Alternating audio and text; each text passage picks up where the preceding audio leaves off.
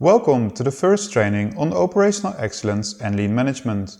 My name is Ilko Knuivers, founder of Sequove, The Art of Moving Forward, a boutique consultancy organization focused on process improvement and a sustainable embedding of results.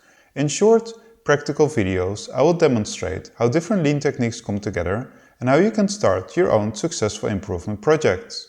In this training, we will explore the essence of operational excellence and lean management.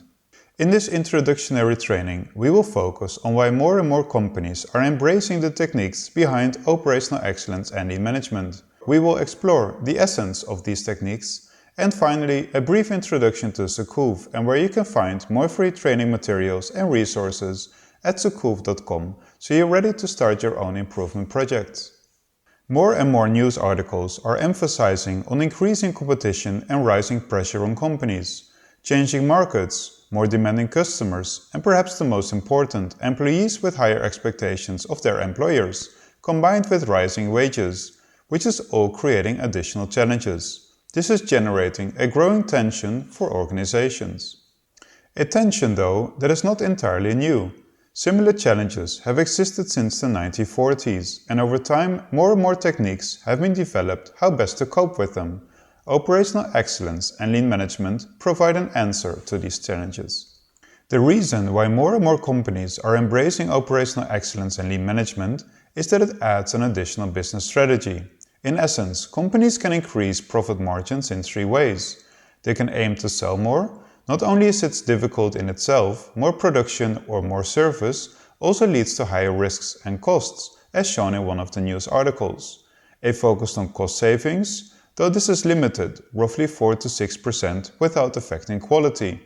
Or produce more or provide more services with the same or even fewer resources, without increasing pressure. In other words, how to achieve more by doing less.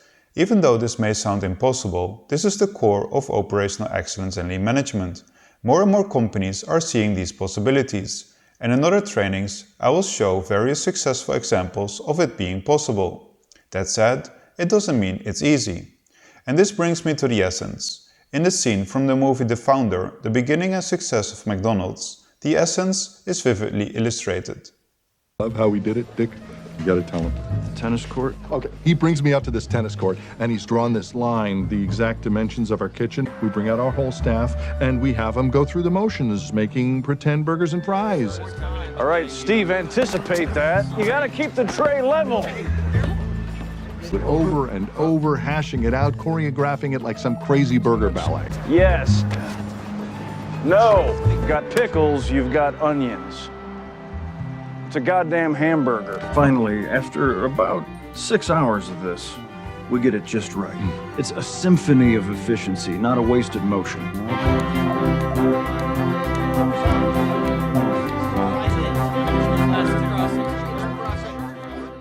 At the end of the scene, one of the founders of McDonald's says, "It's a symphony of efficiency, not a waste of motion."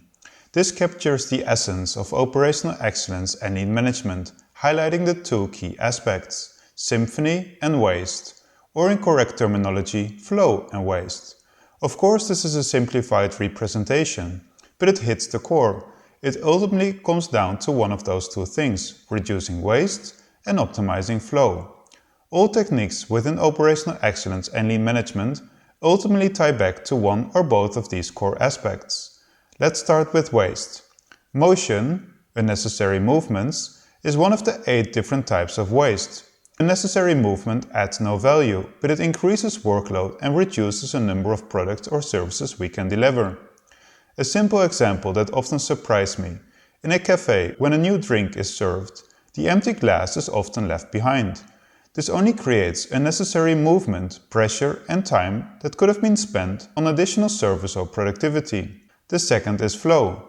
Operational excellence and lean management focus on establishing a reliable and predictable process, creating a clear rhythm in the processes. You know what to expect every time, no negative surprises. From there, you can build toward exceeding, but at its core, the process is consistent and predictable. And this brings us to the last video clip. What actually happens when something unpredictable occurs in a process that is normally reliable?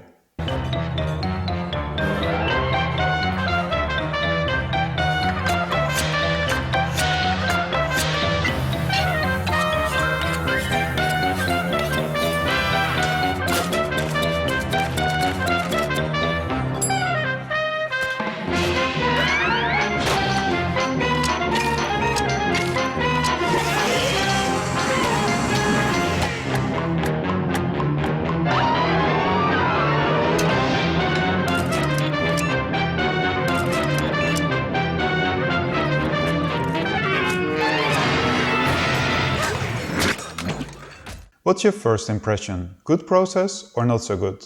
You probably think not very well. Something small happens and the whole process gets disturbed.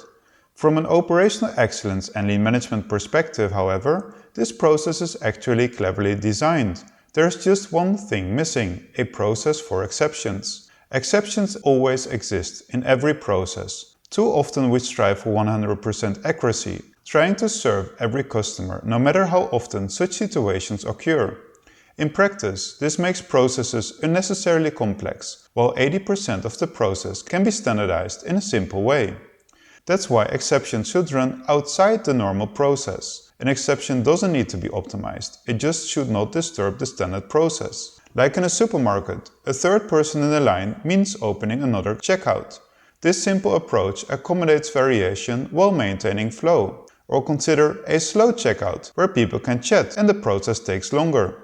Exceptions get their own process, keeping 80% of the overall process predictable and reliable, while handling variation flexibly.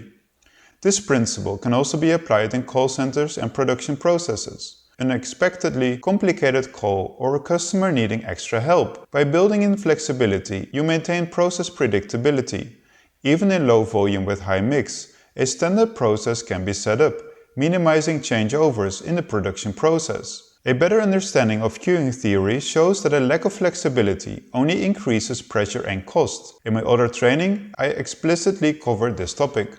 Real change doesn't happen by itself. Change only works when it's embraced, guided and implemented carefully in a sequential manner. It requires a deep understanding of both processes and people, so that change can be moved forward gradually. This is exactly where Sequove helps. Sequove supports organizations by giving structure and engagement to change. By shaping change smartly and carefully, results remain visible and sustainably embedded. Sequove, the art of moving forward. This brings us to the end of this introductory course. The goal of this and other trainings is to sharpen your critical eye, better recognize where waste or interruptions occur in the processes and take effective action. In this training, we have covered why operational excellence and lean management are becoming increasingly popular, the two core concepts where all techniques of operational excellence and lean management come together, waste and flow. And finally, how Sequove helps organizations in supporting process improvement and securing results. More information about Sequove and other free trainings, visit www.sequove.com. The trainings are available in English and Dutch.